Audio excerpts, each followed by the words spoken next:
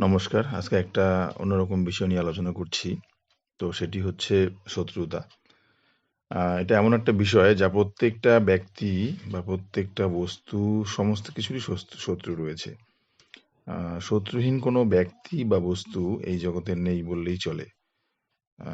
তো বস্তুর শত্রু এটা শুনতে একটু অন্যরকম মনে হচ্ছে। কিন্তু অ্যাকচুয়ালি চিন্তা করে একটু দেখবেন যে আমরা পারিপার্শ্বিক দিক থেকে যত সমস্ত রকম বস্তু দেখতে পারি না কেন, প্রত্যেকটা বস্তুরই কিন্তু না কোনো ভাবে ক্ষয় হয়। সুতরাং সেটাই আমি সেই কথাই বলছি। তো যাই হোক এটা নিয়ে অন্যদিন আলোচনা করা যাবে। এটা একটা অন্যরকম বিষয়। এটা নিয়ে অন্য একটা ভিডিও পরে আপলোড দেওয়া যাবে। তো যাই হোক তো আমরা আলোচনা করছিলাম ব্যক্তিগত শত্রুতা বা ব্যক্তির শত্রু। তো ব্যক্তির শত্রু তো চিরকাল ধরে রয়েইছে, এটা থাকবে। যার শত্রু নেই হয় সে পাগল, নয় সে সামাজিকতার অনেক ঊর্ধ্বে। বাস্তব জীবনটা তার কাছে অবাস্তব। কারণ যেহেতু যদি কোনো ব্যক্তির শত্রু না থাকে তাহলে তিনি এমন একটা পর্যায়ে চলে গেছেন যেখান থেকে তার কোনো রকমভাবে শত্রুতা তৈরি হতে পারে না। তবে যাই হোক মোটামুটিভাবে দেখা যায় আমরা যদি এটাকে একটু গভীরতার দিক থেকে আমরা বিষয়টাকে চিন্তা ভাবনা করি, তাহলে আমরা দেখতে পাবো যে শত্রুতা মোটামুটি ৪ ধরনের ক্ষেত্র থেকে তৈরি হতে পারে।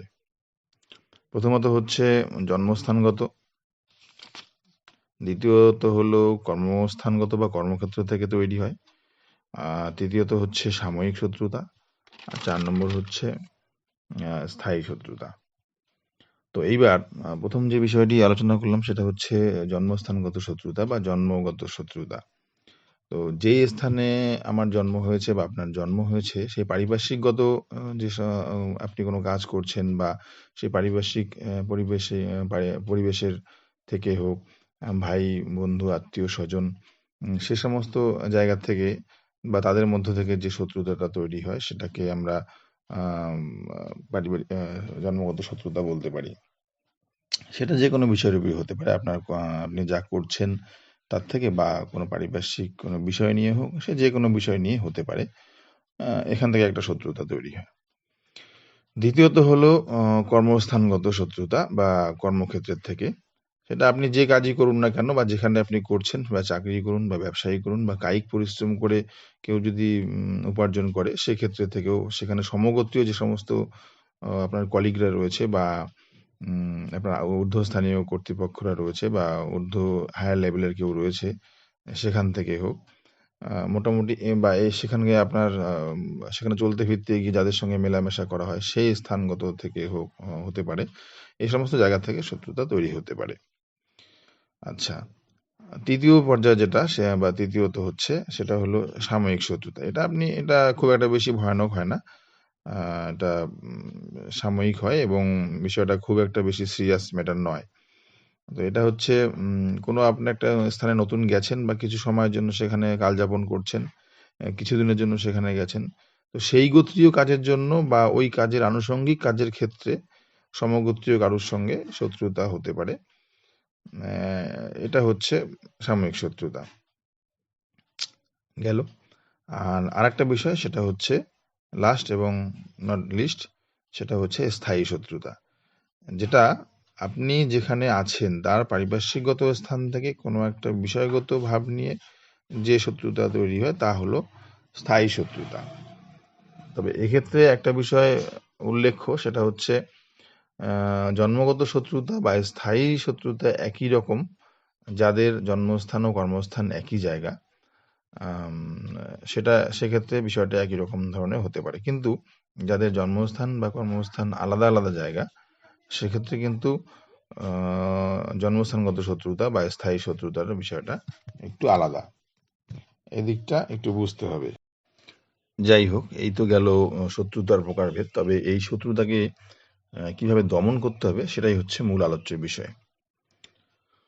তো এই শত্রুতাকে দমন করতে গেলে আপনি কি করবেন? সরাসরি আক্রমণ করবেন নাকি অন্য কোনো উপায়ে যাবেন? সেটা খুবই চিন্তার বিষয়। এখানে আপনাকে প্রথমে বেছে নিতে হবে যে প্রকৃত আপনার শত্রু যে সে কে? সে কি সত্যিই আপনার শত্রু নাকি কারোর দ্বারা প্ররোচিত হয়ে আপনার সঙ্গে এরকম এনিমিটি ভাব বা শত্রুতা করছে? তারপর আপনি দেখবেন সেই শত্রু আপনার থেকে অন্যান্য বিষয়ে বড় নাকি ছোট? সে শিক্ষিত নাকি অশিক্ষিত? যদি বড় হয় তাহলে সুযোগের অপেক্ষা করা, সময়ের অপেক্ষা করা। আর যদি ছোট হয় তবে হাত বা হাতা দিয়ে বুঝিয়ে দিলেই হবে যে আপনার সঙ্গে তার পাঙ্গা নেওয়াটা ঠিক হয়নি।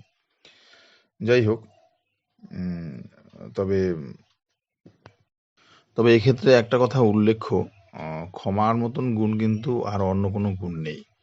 যদি একবার ক্ষমা করে দেওয়া যায় সেটার মতন গুণ কিন্তু বা সেরকম ধরনের জিনিস কিন্তু আর হয় না। তবুও কথা বলতেই হয় যে যদি সেটা করা না যায় বা যদি এরকমটা দেখা যায় যে ক্ষমাটা করে দেওয়া মানে এখানে দুর্বলতা প্রকাশ পাচ্ছে বা তার কোনো কিছু সে করতে পারছে না, এটাই যদি মানে ব্যক্ত হয় বা প্রকাশ হয়, তাহলে সেটা না করাই ভালো। ২-৩ বার দেখার পরে বা ৩-৪ বার দেখার পর যদি বারবার করতেই থাকে, তার মানে বুঝতেই পারছেন এটা বদমাইশি বা একটা অন্যরকম মনোভাব। আপনাকে হেয় করার চেষ্টা করা হচ্ছে, আপনাকে নিচে নামানোর, টেনে নিচে নামানোর চেষ্টা করা হচ্ছে। সেই ক্ষেত্রে তাকে মোক্ষম জবাব দিতেই হবে। যাই হোক, তো এই প্রসঙ্গে বলতে গিয়ে আমি আরেকটা কথা বলছি, সেটা হচ্ছে চাণক্যের নীতি। আচার্য চাণক্যর নীতি এই শত্রুতাকে নিয়ে তিনি বলেছিলেন। তো তার নীতি হচ্ছে 4টি নীতি অবলম্বন করতে হবে 4 ক্ষেত্রে, যেখানে যেটা প্রযোজ্য: সাম, দান, দণ্ড, ভেদ। এই 4 রকম।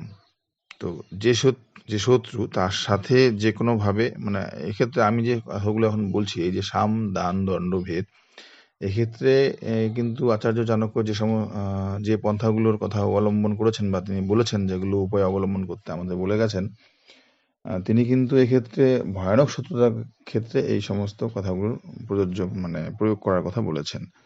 আর যেগুলো সাময়িক বা যেগুলো মনে হবে যে না, এগুলোকে ছেড়ে দিলেই চলে, সেখানে ছোটখাটো কিছু করে দিয়ে সেগুলোকে বুঝিয়ে দেওয়াটাই ঠিক আছে।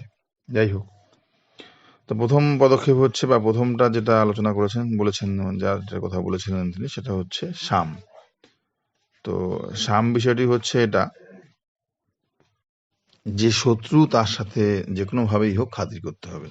সেটা আপনি কিভাবে করবেন, সেটা আপনি বুঝবেন। যা দিয়ে তাকে সন্তুষ্ট করা যায়, সাম মানে মোট কথা তাকে তার প্রশংসা করে, লোক সমাজে তাকে বড় করে, সবার সামনে তাকে একটু প্রশংসা করে বড় করে খাতির করতে হবে। এটা হচ্ছে সাম। তাকে বোঝাতে হবে যে আপনি সব ভুলে গেছেন বা সবকিছু ক্ষমা করে দিয়েছেন, অর্থাৎ শত্রুর মনে এই বিশ্বাস জাগাতে হবে যে আপনি তার আর শত্রু নন। এই বিশ্বাস যখন তার মধ্যে দৃঢ় হয়ে উঠবে, তখন তাকে আঘাত করা বা সুযোগের সদ্ব্যবহার করা।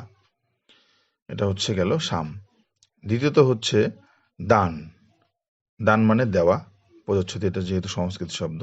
যাই হোক, দ্বিতীয় পদক্ষেপ হচ্ছে দান, শত্রুকে কিছু প্রদান করা যেটা তার প্রয়োজন, এবং শত্রুর মনে তখন এই ভাবের উদয় করতে হবে যে আপনি আর তার কোনো রকম ক্ষতি করবেন না, ক্ষতি করতে পারেন না।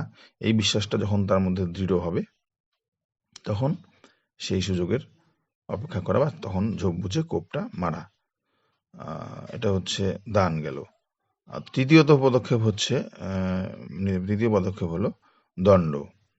দণ্ড দেওয়া মানে তার দোষ ত্রুটি খুঁজে দেখা, বা যাতে লোক সমাজে আপনি ছোট হয়ে না যান, তাকে দণ্ড দিতে গিয়ে লোক সমাজ দেখলো বা মানুষ জানলো যে আপনি ছোট কাজে একটা বড় তাকে আঘাত করে বসলেন, সেটা যাতে মানুষ বুঝতে না পারে।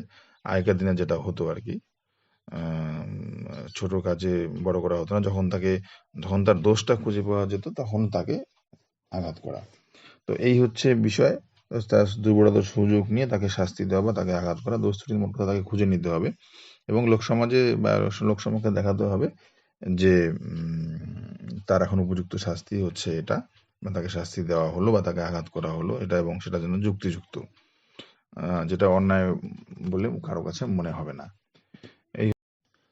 আর চতুর্থ পদক্ষেপ হলো ভেদ বা একেবারে মেরে ফেলা। এটা মোট কথা সুযোগের অপেক্ষা করা, এবং যখন সময় এবং সুযোগ সবগুলোই একসঙ্গে এসে উপস্থিত হবে, তখন তাকে আঘাত করা বা একেবারে সরিয়ে দেওয়া। তো এই হলো সাম, দান, দণ্ড, ভেদ। তো শত্রুতা, আমি আগেই বলেছি যে ক্ষমা পরম ধর্ম। তো ক্ষমার মতন গুণ আর হয় না। যদি তাকে শত্রুকে ক্ষমা করে দেওয়া যায় তাহলে তো খুবই ভালো হয়। কিন্তু যদি দেখা যায় যে শত্রু বা সে আপনাকে বারবারই একই রকম ধরনের অন্যায় আপনার উপর করেই যাচ্ছে আর আপনি সেটা মুখ বুজে সহ্য করছেন, তাহলে অবশ্যই আমি বলবো শত্রুতার সঙ্গে মোক্ষম জবাব দেওয়া উচিত। আজকে আলোচনা এটুকুই।